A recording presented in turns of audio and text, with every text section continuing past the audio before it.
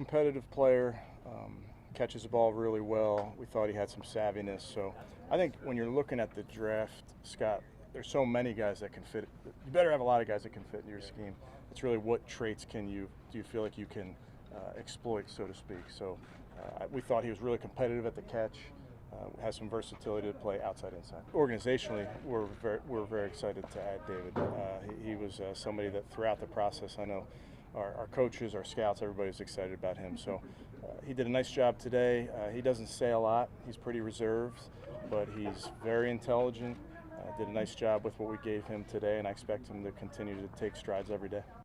Yeah, that's the hope as a rookie. So clearly what happened here was Kevin Stefanski looked at all the receivers in the draft, and he was looking for a Jarvis Landry model, a guy that can do what Jarvis did in this offense. Yeah. He had told Andrew Berry from as late as, or as early rather, as the early second round, that's my guy, go get him. You know, and they got him. You know who he reminds me of? My early impression of him is another guy in this division, similar to Jarvis Landry, and it's Tyler Boyd of the Bengals, right? Who's an underrated wide receiver because the Bengals got some young, sexy names there. But Tyler Boyd has been like this steady, good, solid. He's not going to be a Pro Bowler. He's not an All-Pro, but he's just been a good, solid guy who's got great hands, not elite speed, but he catches everything, runs good routes.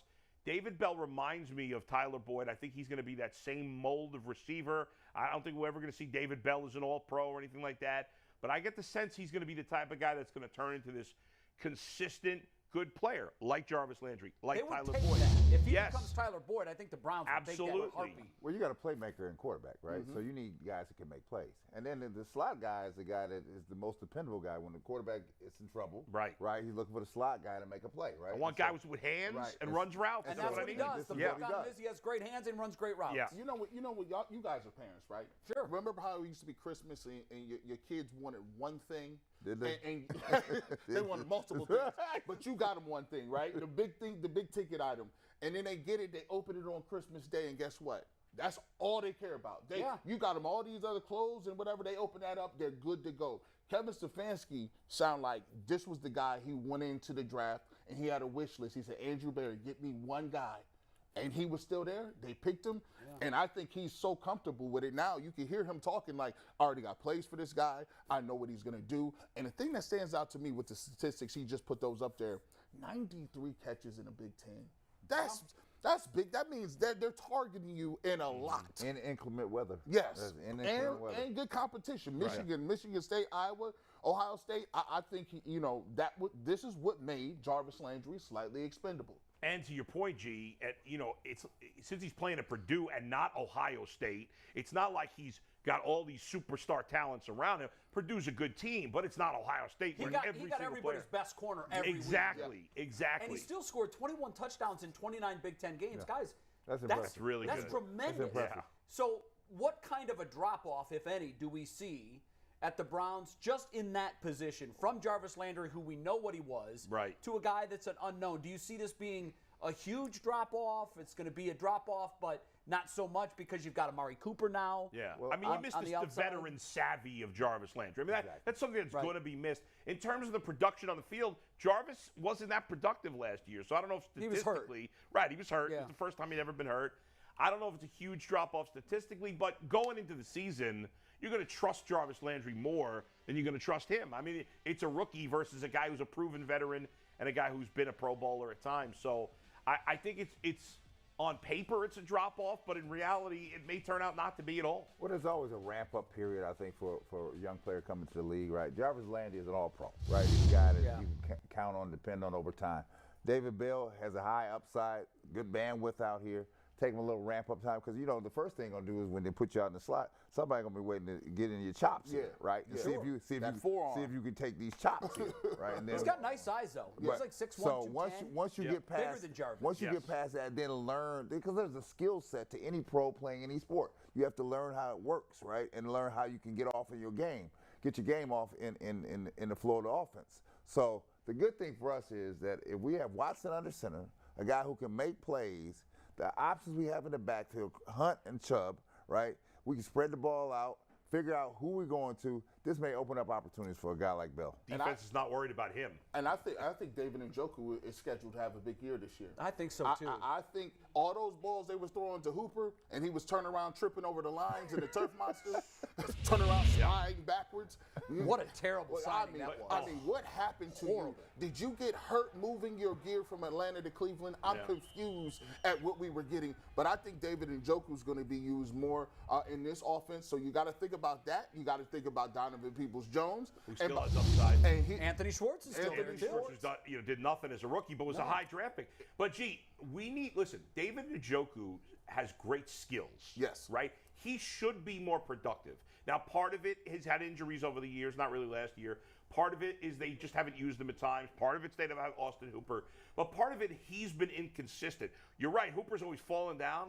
But Njoku over the years has had a lot of bad drops. Bad drops. Right? Yep. It's almost like he makes the great play where he's got to jump up and show his athletic ability. But the routine play, he'll drop. They dropped a lot of routine balls last year, not just him. He should be at least a borderline top 10 tight end. I think with his skill set, he's got to show that consistency. Well, when you have a top tier quarterback, he's going to demand that of you, right? I'm not coming your way. Yeah, no, you're right. It's like the point guard out here. I just won't pass you the ball. You'll never see it. I'll give that to Jay. This could be said. For whatever Baker Mayfield his shortcomings are, they dropped a lot of rocks. No doubt. Yeah. I mean, even going to Jarvis, there was games. Look at the Steelers game. Jarvis was dropping 2. I'm like, wow, what's going on? Odell had some bad drops. Odell had some drops. So let's not. I'm not gonna put it all on Baker. The whole receiving core, as you could tell, they needed to get better. The whole offensive passing game needs to get better. Because you look at it, Hooper's not there, Baker's not going to be there, Odell and Jarvis is not going to be there. And Rashard Higgins is gone. So they overhauled the whole offense, so to speak. Yeah. Well, at least the receiving core. Let's listen to David Bell. This is what he was saying at the Volunteer rookie camp. Really, wherever they need me, whether it's outside, inside, in the backfield, they want to hand me the ball a little bit. I doubt it, but wherever coach decides to put me at, that's where I see it. So I'm just trying to learn the full concepts of the offense instead of just trying to focus on one position. That means a lot. I'm just really thankful for the opportunity just to be out here, mingle with the teammates, but to have the coach's trust. I know I'm going to have to continue to build that by out here making plays and how I walk through the facility and how I treat people. He doesn't look like a rookie. He looks a little older. He looks like a man. Right? Sounds a little older too, doesn't he? He sounds like he's already a seasoned veteran. And he's not a tiny guy, as you were saying, Jay. He's got nice size. Get that man's birth certificate. How old is he? You don't see many rookies talking about put me in the backfield, hand me the ball. Yeah, let's go. Oh, do you? Is that what you want to do? That's the green light. That's that green light talk. Yeah. I done been on teams where people like me a lot, and I've been on teams where coaches like, I don't know about that G. Bush cat. We not spot. He got the green light. He you can tell he got the confidence because when your coach puts you in a position and he get to you, close the door, say, look, these are all the areas we're gonna work with you right here. We're gonna get you the ball here. Look, that gives you confidence to come out and talk about it and say, hey man, I'm ready to go. You can tell coach is gonna put him in some different places. And you know what's exciting? It's actually exciting. I watched the Cavs this year.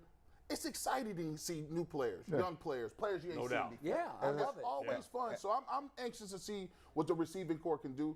Maybe we can find our football version of Darius. And I just thought about it. We ran Jarvis out of the backfield sometimes in runs, right? Well, look how the Chiefs use their small receivers. Yeah. When you're a playmaker, just find a way to get the ball in the player's hands. Bengals did Jamar Chase in the playoffs. Yeah, you gotta why do not? That. When you have a good, skilled player like that, you get him the ball however you get him the ball and let him do something with it. I have a lot of hopes for him. Like I said, I don't think he's going to be a 5-time Pro Bowler. Right. They don't need him to be. No. What they need him to be is a serviceable slot guy who's reliable, 3rd and 7.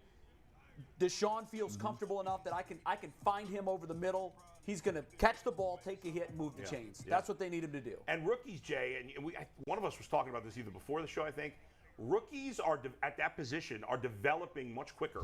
The last couple of years, it used to be you drafted a wide receiver. It's like a couple of years, he'll be a factor. Now we're expecting these wide receivers, and even though he's a 3rd-round pick, he played a lot in college. He had a lot of production success.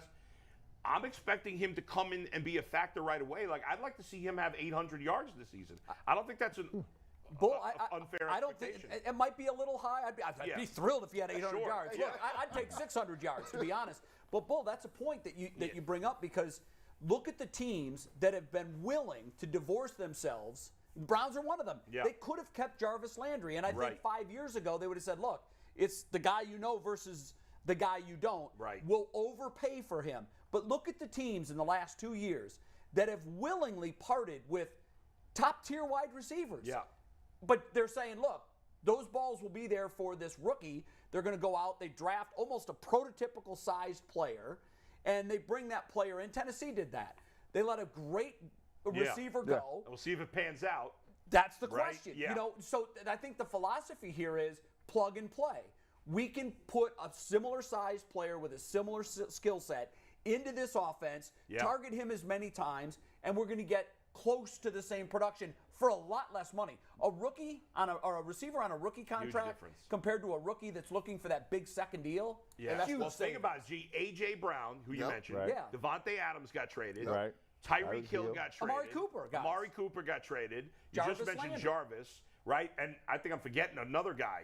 There are other guys. There are other guys. I mean, there were a lot of big name wide receivers. Debo Samuels might look like he might get moved. He's trying to get Seattle.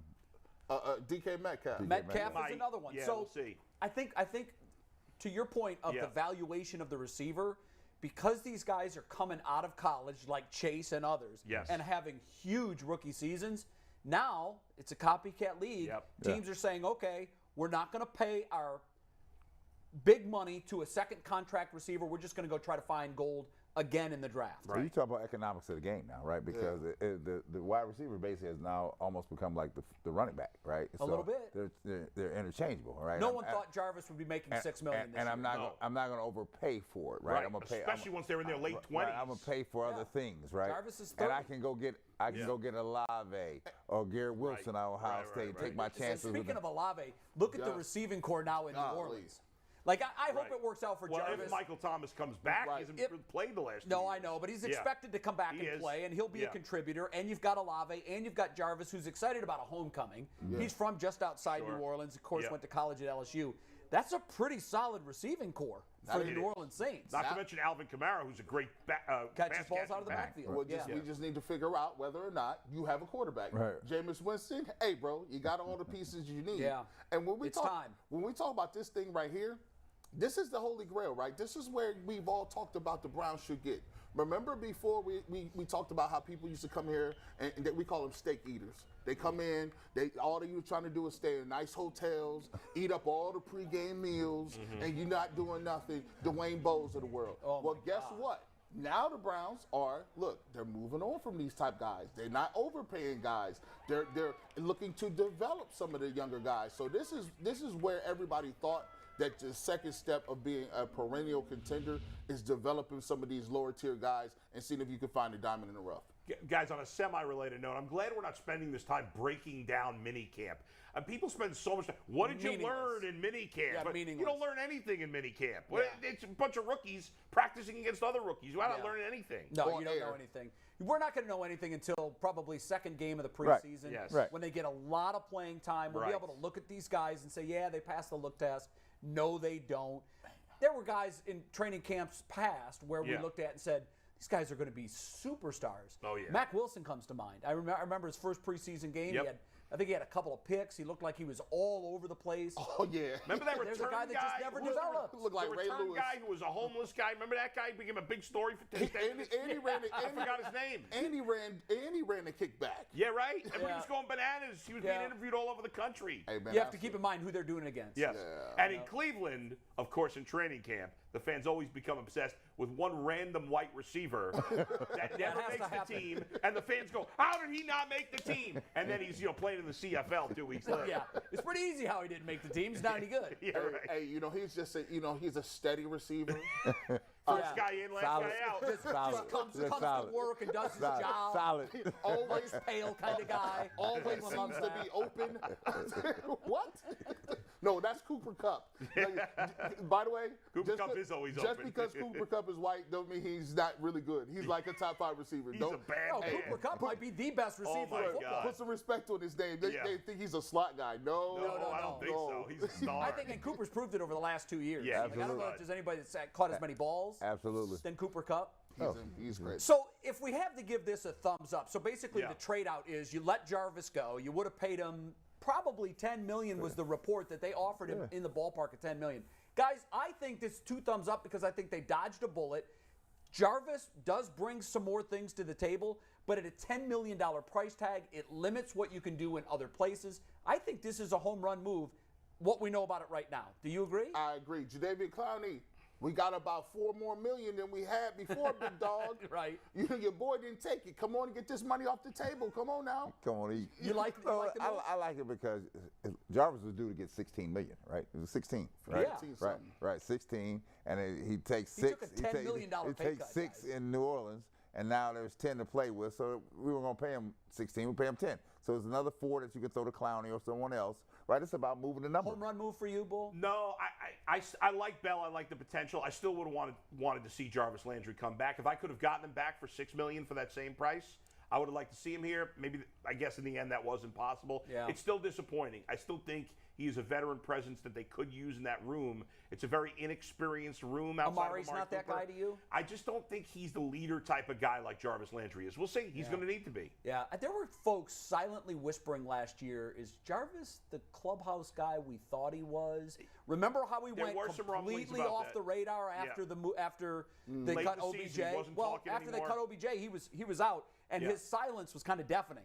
Okay, Fair. we know where he is. Fair. So there were some that were questioning from the outside. I think for Jarvis, it's a good play. He's making a 1-year bet on himself. Right. If he comes back and has the kind of year that he's had before, then he's due to make more money with a longer-term deal. Right. But I think the NFL has moved on from these super mega deals for wide receivers. I think they've figured out a way to save money and not have a huge step back.